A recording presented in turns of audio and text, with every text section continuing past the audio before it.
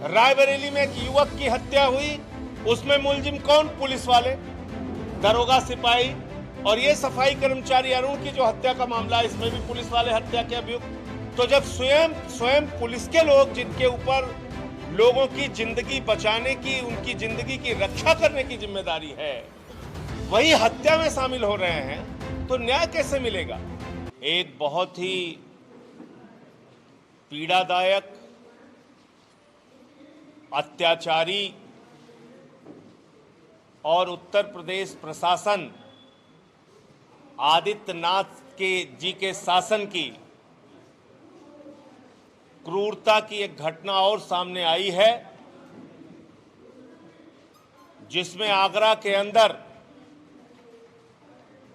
Police वालों ने सफाई कर्मचारी अरुण को, वाल्मीकि समाज के व्यक्ति को, इतनी बुरी तरीके से पीटा, चोरी का आरोप लगाकर इतनी बुरी तरीके से प्रताड़ना दी कि उसकी हत्या हो गई, उसकी मृत्यु हो गई।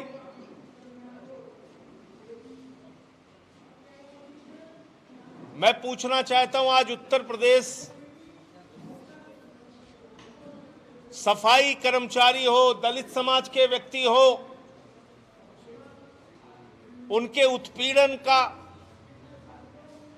केंद्र बनता जा रहा है। इस घटना ने एक बार फिर से हाथरस कांड की पुनरावृत्ति की है। इस घटना ने एक बार फिर से यह बताने का काम किया है कि उत्तर प्रदेश में समाज के वंचित लोगों के लिए, दलित समाज के लिए, उनकी कीमत इस प्रशासन की निगाह में जानवरों से ज्यादा कुछ नहीं है। और इसलिए इस घटना की उच्च स्तरीय जांच होनी चाहिए, और जो भी इसमें पुलिस के लोग दोषी हैं, क्योंकि आज उत्तर प्रदेश में एक नहीं अनेक घटनाएं, नीचे चुप करा दीजिए भाई, नीचे चुप कराइए, एक नहीं अनेक घटनाएं, एक के बाद एक, जिसमें पुलिस खुद हत्या के मामले में शामिल हो रही है, और पुलिस के लोगों पे कार्रवाई होती नहीं, क्योंकि कार्रवाई पुलिस को करना है। व्यापारी इंद्रकांत त्रिपाठी की हत्या हुई, उसमें मुलजिम कौन? 302 का एसएसपी पाटीदार। मनीष गुप्ता की हत्या हुई, उसमें मुलजिम कौन? पुलिस वाले, दरोगा, सिपाही। रायबरेली में एक युवक की हत्या हुई थाने के अंदर, वो भी दलित समाज के व्यक्ति, उसमें भी पुलिस वाले हत्या के मामले में शामिल। और ये सफाई कर्मचारी अरुण की जो हत्या का मामला है, इसमें भी पुलिस वाले हत्या के अभियुक्त। तो जब स्वयं पुलिस के लोग, जिनके ऊपर लोगों की जिंदगी बचाने की, उनकी जिंदगी की रक्षा करने की जिम्मेदारी है, वही हत्या में शामिल हो रहे हैं, तो न्याय कैसे मिलेगा? इसलिए इस पूरे मामले की एक निष्पक्ष एजेंसी से जांच कराई जाए, उस परिवार को 1 करोड़ रुपए का मुआवजा दिया जाए, सरकारी नौकरी दी जाए, और जो भी इस हत्या में शामिल पुलिस वाले हैं, उनको 302 का मुलजिम बना के उनको सारे लोगों को जेल में डाला जाए। यह हमारी मांग है। और आम आदमी पार्टी का प्रतिनिधिमंडल उनके परिवार के संपर्क में है, और हम लोग भी उनके परिवार से मिलने के लिए जाएंगे। ये घटना कोई सामान्य घटना नहीं है। ये घटना ये दिखाती है कि उत्तर प्रदेश में अपराध की खुली छूट पुलिस के लोगों को है, अपराध की खुली छूट सरकारी संरक्षण प्राप्त लोगों को है।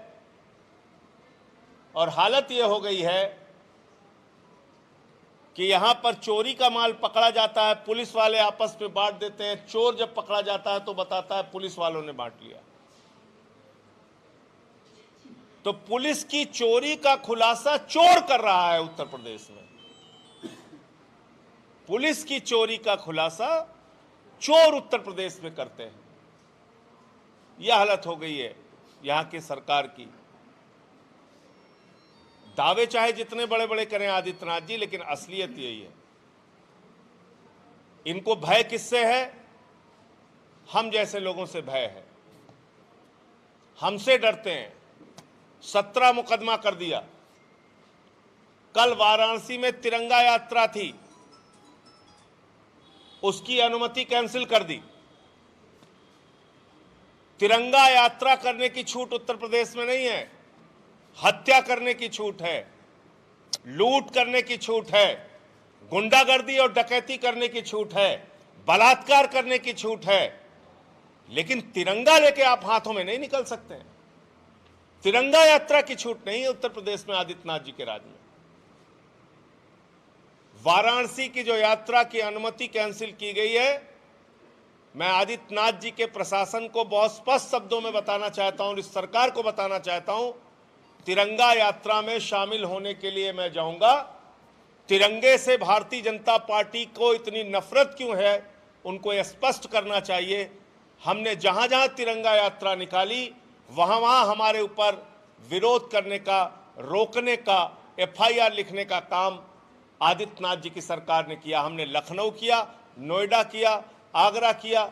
जहां जहां तिरंगा यात्रा हमने निकाली वहां ये विरोध में खड़े हो जाते हैं। अयोध्या में तिरंगा यात्रा हुई, FIR 524 लोगों के ऊपर आगरा में हो गई तिरंगा यात्रा निकालने पे। तो कल की भी तिरंगा यात्रा वाराणसी में होगी। आदित्यनाथ जी की सरकार जो करना चाहे वो कर सकती है, लेकिन तिरंगा यात्रा निकालने से हमें रोका नहीं जा सकता। नंबर 1, बिजली गारंटी की जो योजना आम आदमी पार्टी की चल रही है, पूरे उत्तर प्रदेश के अंदर केजरीवाल का पहला वादा के नाम से हम लोगों ने गांव-गांव में जाके, शहरों में, कस्बों में, बाजारों में जाके लोगों से संपर्क किया है, उनके फॉर्म भरवाए हैं और उनको गारंटी कार्ड 300 यूनिट बिजली फ्री का, केजरीवाल जी का पहला वादा, वो गारंटी कार्ड उनको दिया है। आम आदमी पार्टी की सरकार बनने के बाद उत्तर प्रदेश में 300 यूनिट बिजली फ्री, पुराने बिजली बिल के बकाए माफ, 24 घंटे बिजली और किसानों का बिजली बिल माफ। ये जो हमने वादा किया है इसको पूरा करेंगे। और पूरे उत्तर प्रदेश के अंदर ये अभियान बहुत जोर शोर के साथ चल रहा है।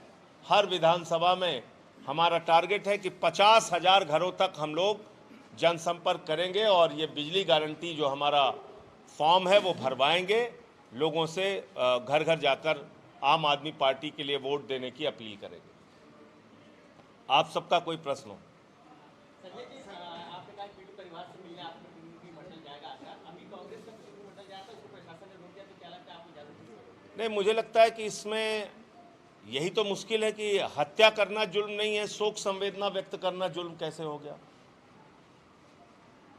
यहाँ यही काम इन्होंने, जब मैं लखीमपुर जा रहा था, किया। 57 घंटे तक मुझे पुलिस हिरासत में रखा, उसके बाद बोले आप जा सकते हैं। तो ये कौन सा तरीका है? अगर एक घटना हुई है वहां शोक संवेदना व्यक्त करने जाएगा आदमी, इसमें क्या दिक्कत है?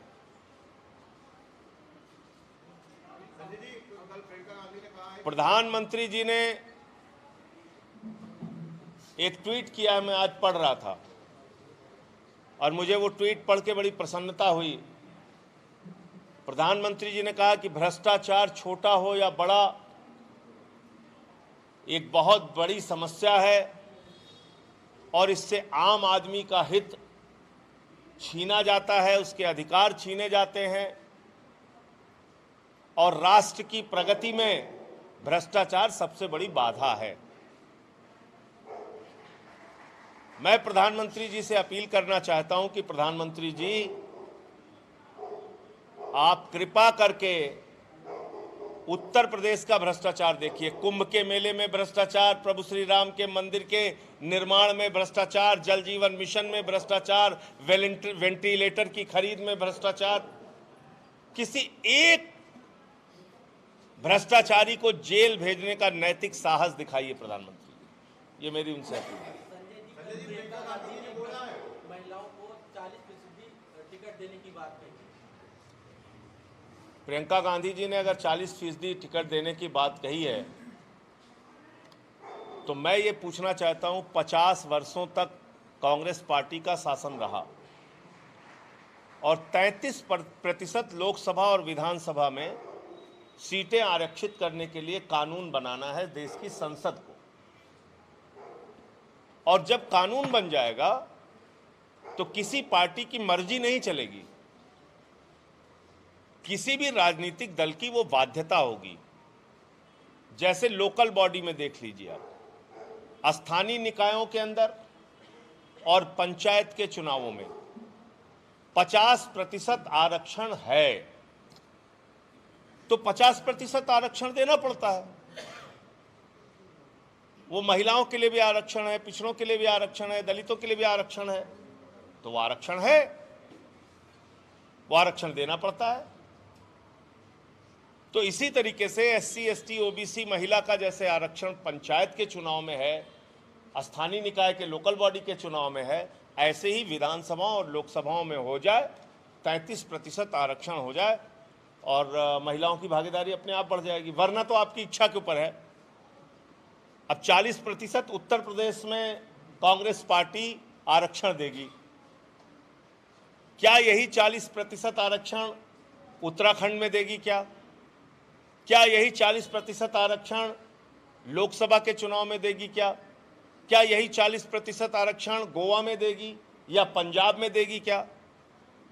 तो फिर कहीं ना कहीं आपके फैसले पर सवाल खड़ा होता है कि आपने क्या सिर्फ उत्तर प्रदेश में ये 40% आरक्षण घोषित करने के पीछे कोई आपके राजनीतिक लाभ लेने की मंशा है, और बाकी राज्य जहां पर आपकी पार्टी दूसरे राज्यों में चुनाव लड़ रही है, उत्तराखंड हो गया, पंजाब हो गया, गोवा हो गया, वहां भी 40% आरक्षण देंगे क्या? या लोकसभा का चुनाव होगा तो उसमें भी, या दूसरे राज्यों की विधानसभाओं में भी यही नियम आप पालन करेंगे क्या? ये सवाल है। तो इसलिए ये किसी के लिए ऑप्शनल नहीं होना चाहिए, बल्कि कानूनी रूप से बाध्यकारी होना चाहिए। 33% आरक्षण महिलाओं के लिए विधानसभा और लोकसभा में बिल पास करके कर दिया जाए और 33% भागीदारी विधानसभा लोकसभा के चुनाव में अपने आप हो जाएगी।